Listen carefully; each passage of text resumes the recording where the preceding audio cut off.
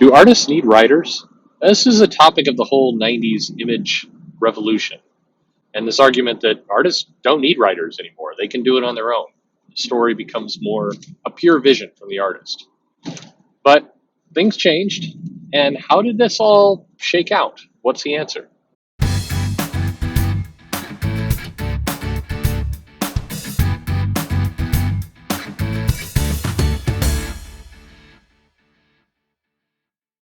Hey there, this is Perch. If you were in comics in the early '90s, there was this argument that was really strong at the time, and it's another video I'll do where there was an actual debate that happened, a public debate between Todd McFarlane and Peter David. Except really, Eric Larson was doing most of the work in that debate. Todd can kind of, I don't know, his attention wandered. Todd seemed to it was funny because this is from the outside watching in. What happened was, Todd and Peter David had started to argue pretty aggressively with each other, and then there were some people on either side. Eric Larson kind of taking Todd's angle, and I forget now who took Peter's. Several kind of known writers took Peter David's side, and then at some point, kind of as this feud was getting going, they were talking about doing a debate, and they donate the profits of the debate. I don't know where profits came into it exactly, but at any rate, there was a whole kind of spectacle that was created out of all this. And at some point, Todd McFarlane just kind of exited stage left, and it was like, you know what, I'm going to make toys, and I'm just going to keep making millions of dollars. You go have that feud. And it kind of got handed off to Eric Larson. I always felt like Eric Larson got kind of the short end of the stick to some extent, that it was like, hey, we have this, you became the backup guy well, to argue with Peter David while Todd went off and got rich. But anyway, the crux of the argument was really along the lines of, from Peter's perspective, at least, on how he was framing it was, writers are essential to making a good comic story. And if it's just the comic artist, no writer, the story is crap. I mean, to put it to put it another way, the story suffers a lot. And it was an intriguing kind of debate at the time because, as I said, the image revolution was happening. You had these artists kind of branch out and say that they weren't getting as much as they could get out of Marvel, and they wanted more control over their own destiny. And this was something that was of high interest to them. And so they split, of course, and did their own thing. And it worked out very well for them for a time. You could argue it worked out great for them kind of long term too, because they've all got most have good names. I mean, Rob Liefeld as doing fine for himself. Jim Lee, of course, doing very, very well for himself. Mark Silvestri is one of the hottest art talents who doesn't do nearly enough work anymore, but he's there, and Eric Larson's doing comics. And anyway, the poor Eric Larson. But the whole question kind of swirled around comic shops, and in the early '90s, more people took the side of the artists. I think they were really swayed by the argument of, the artist had a vision, the writer at some point gets in the way. If the artist has an idea, why should that artist be saddled with a writer to basically tell somebody else's story? What is a collaboration these days? And if the writer can do, if the artist can do a writer job, but the writer can't do an artist job, who is the more important part of the equation? And the argument got, I would say, reasonably heated within comic circles.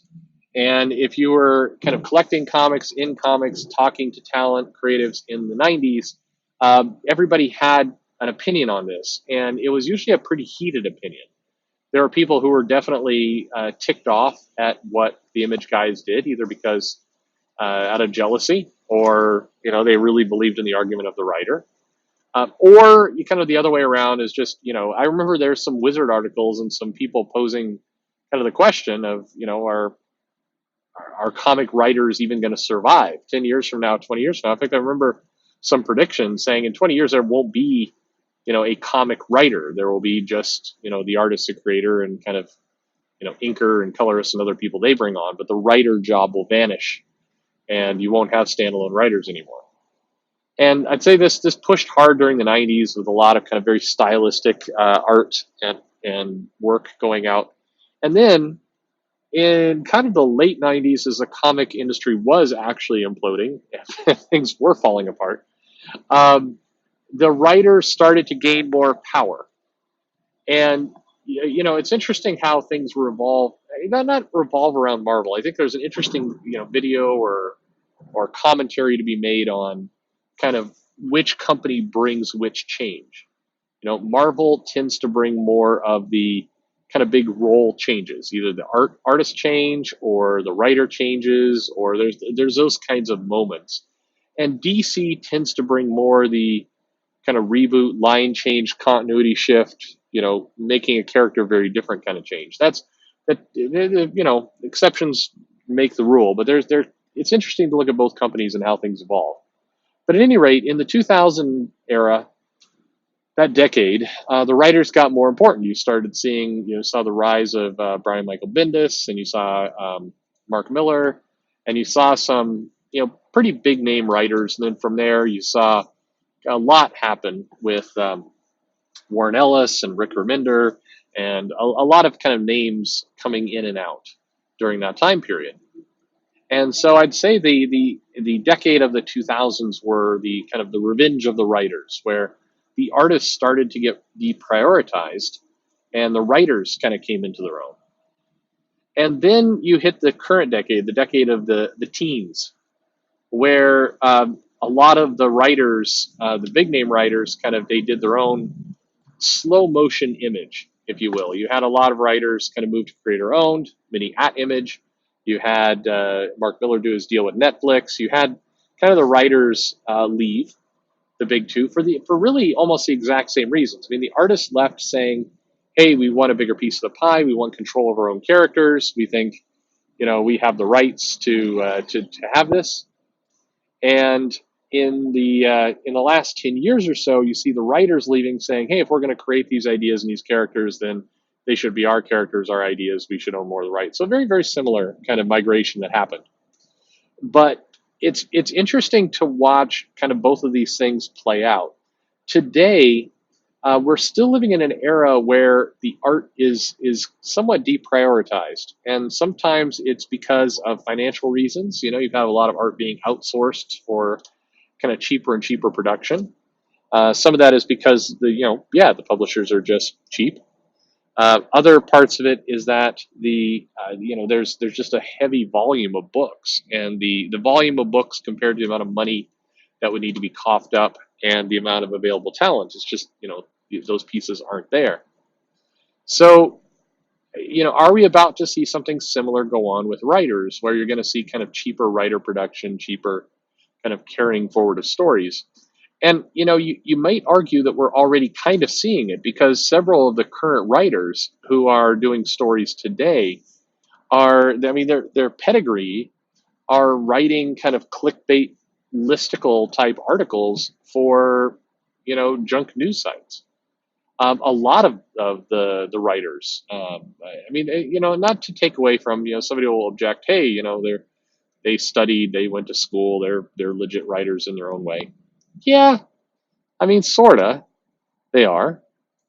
It's probably unfair to say that they don't have the same kind of pedigree as a Chris Claremont or a Warren Ellis or a Garth Ennis or any of these kind of guys. You can't say that, but at the same time, you could go back 6 years or so, and you can find Kelly Thompson articles on CBR that were. I would have a hard time feeling like Louise Simonson did that kind of work at any point in her career. Take nothing away from Kelly Thompson. I mean, I'm of two minds. I'm very glad to see these new up and coming talents come. I like the kind of the homegrown aspect of it, whether it's writer, artist, whatever it might be. I'm happy to see it. On the other end, I can't quite get behind. I can't, like, with a confident foot forward, say that I'm thrilled that the equivalent of BuzzFeed writers are now in charge of some of the most valuable IPs on the planet creatively. It's just, I struggle with that just a bit. And I know BuzzFeed's legit and all the rest, but yeah, I have a hard time with that one. So I guess the question becomes, given that there's been this debate now for going on 20 years at least, all 90s, all no more than that. I mean, we're almost to 30 years in. If you think about the 90s, the zeros, the teens, 3 decades. This argument has been going on for 3 decades. Boy, there's this moment where it dawns on you in the back of your head that Spawn number one and a lot of these images or a lot of this art is 25 years ago. That's not a good feeling. Yeesh. Anyway, um, more than 25 years ago. You lose your mind and you can't count when you get older, folks. That's what happens. But anyway, if you look at the next 10 years, what's left?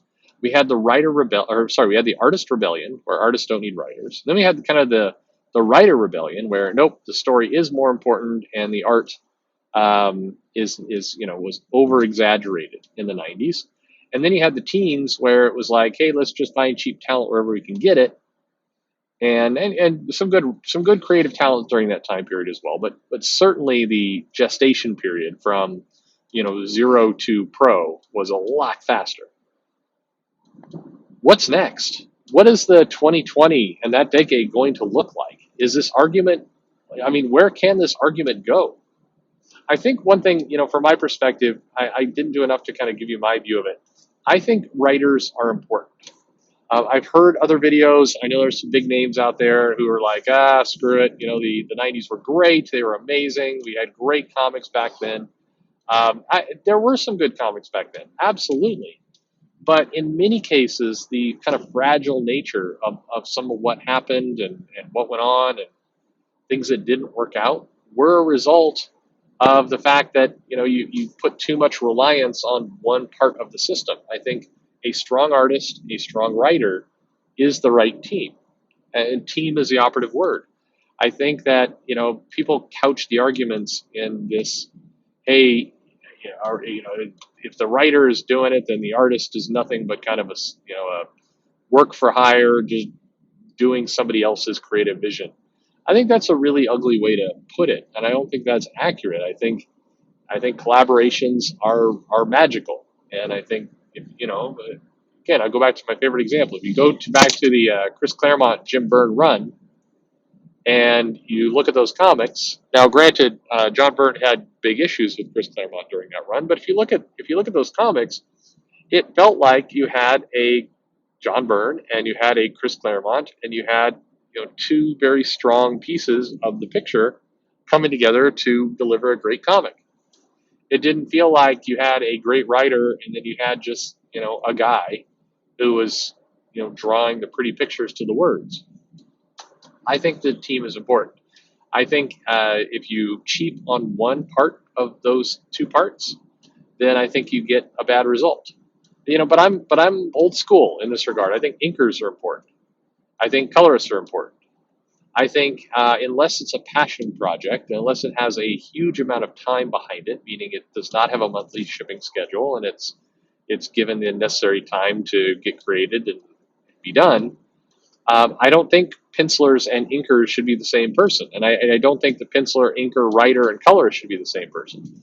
It can work fine if it's your own little passion project, or if you're doing an amazing graphic novel that is going to ship after a year's worth of hard work. Awesome, but I don't think it works for a monthly shipping book, and I also don't think that's an argument that we should get rid of monthly books and only go to one creator does it all kind of system. I think you need people. I think artists need writers. I think writers need artists. I think you take one of those equations away, you get, in many cases, a subpar effort.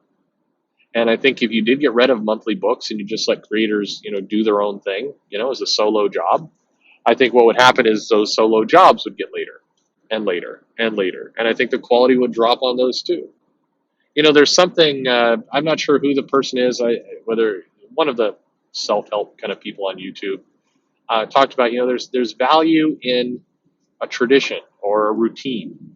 There's value of you wake up in the morning, you put on your pants, hopefully, put on your shirt, you get in the car, you drive to the office, you do some work, you go home. There's value in that rigor. And too often, especially in kind of current times, you have a lot of work from home type scenarios, and that's great. You know, if you have a job where you can work from home, that's awesome.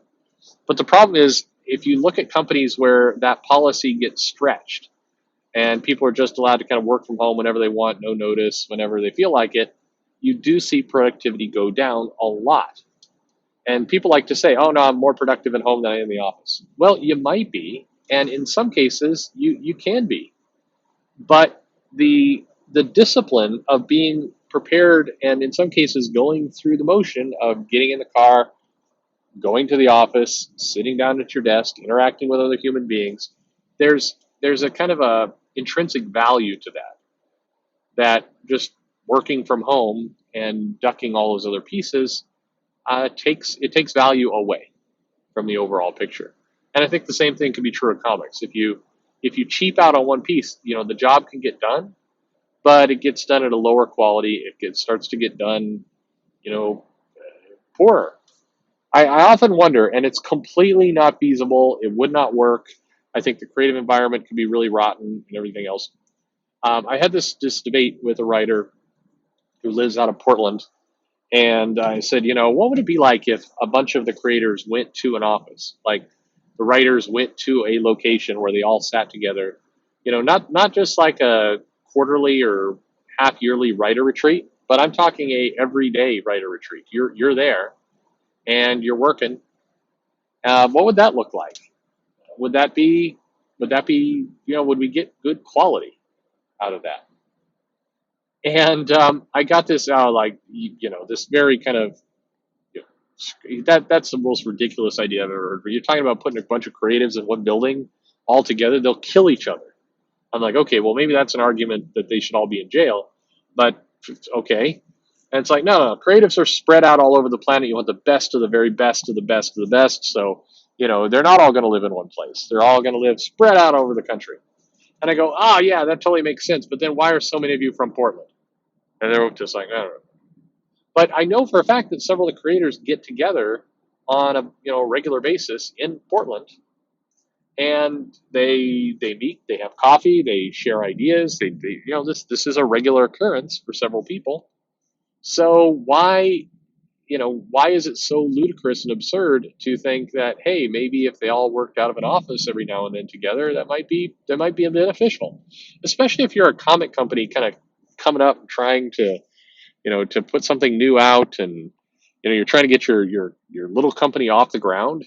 Having more people in one place that creative vision can be really kind of focused and centered and aimed is not the worst idea in the world. But anyway, I've got way off track. Key here is, you know, do you remember the old days of the arguments of writers and artists? Or are they both necessary? Do you remember those times? Drop me a comment. Would love to hear what you think. Do you have a big feeling on this topic? Do you think that you know, one's important, the other one's not? And how do you feel? You know, if you had to get rid of one, which would you get rid of? Hopefully, we're not getting rid of anybody. But leave me a comment and then like, subscribe, click the bell for notification. Follow me on Twitter at Comic Perch, and thanks for listening.